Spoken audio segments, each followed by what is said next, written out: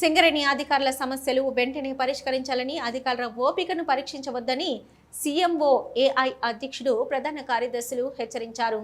ఈ మేరకు పెద్దపల్లి జిల్లా 8 ఇంగ్లాండ్ కాలనీలో ఎన్సీఓఏ క్లబ్లో ఏర్పాటు చేసిన మీడియా సమావేశంలో మాట్లాడారు. రాత్రింబవళ్లు శ్రమిస్తూ సింగరేణి సంస్థ ప్రగతికి తోడ్పడుతున్న అధికారుల వేతన సవరణ, PRC, performance related pay, PRP సమస్యలను వెంటనే యాజమాన్యం ప్రభుత్వం పరిష్కరించాలని డిమాండ్ చేశారు. అర్హులైన అధికారులకు రావాల్సిన ప్రయోజనాలను సకాలంలో అందించకపోవడం వల్ల వారిలో తీవ్ర అసంతృప్తి నెలకొందని పేర్కొన్నారు. అందరికీ నమస్కారం. ఈరోజు అధికారులు సంఘం ఇక్కడ సమావేశం కావడానికి ముఖ్య కారణం ప్రస్తుతము రావాల్సిన పీఆర్పీ విషయం అయితేంది, పే అప్గ్రేడేషన్ విషయం అయితేంది, కోల్ ఇండియా మాదిరిగా అక్కడ ఇస్తున్నట్టు అధికారులకు ఇస్తున్న వసతులు అయితేంది ఇక్కడ ఈరోజు వరకు కూడా చేయడం లేదు. ఇటు హైయర్ మేనేజ్మెంట్ దాంట్లో భాగంగా ఇప్పుడు మేము అందరం ఇక్కడ సమావేశం జరిగాము. పీఆర్పీ విషయానికి వచ్చేస్తే 22-23 సంవత్సరము 23-24 సంవత్సరానికి కూడా ఈరోజు వరకు కూడా పేమెంట్ జరగలేదు. కోల్ ఇండియాలో పేమెంట్ జరిగింది. ఆల్రెడీ సింగరేణి హైయర్ మేనేజ్మెంట్ నుంచి మినిస్టర్ దగ్గరికి వెళ్ళిపోయినాయి లెటర్లు. 8 నెలలు గడిచిపోయింది. బట్ ఈ రోజు వరకు కూడా ఎలాంటి స్పందన గవర్నమెంట్ నుంచి రావడం లేదు.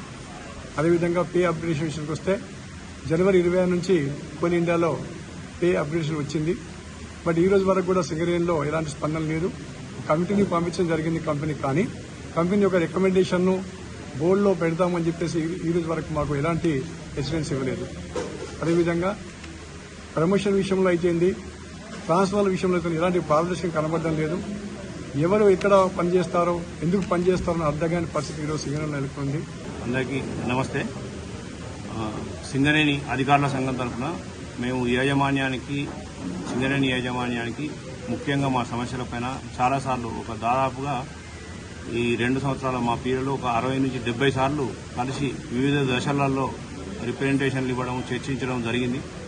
అయితే అప్పుడు జరిగిన వాటిల్లో మెయిన్గా స్ట్రక్చర్డ్ మీటింగ్లో ఒప్పుకున్న వాటి కూడా ఇప్పటి వరకు ఇంప్లిమెంట్ కాలేదు.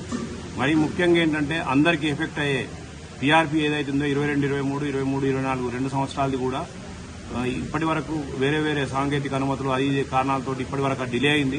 ఇప్పుడు చివరి దశలో గౌరవ ముఖ్యమంత్రి వారి దగ్గర ఉంది. అది వెంటనే క్లియర్ చేసి ఇప్పియాలనే దానితో ఒక 14 రోజులు మనం బ్లాక్ బ్యాడ్జ్ పెట్టడం కూడా జరిగింది.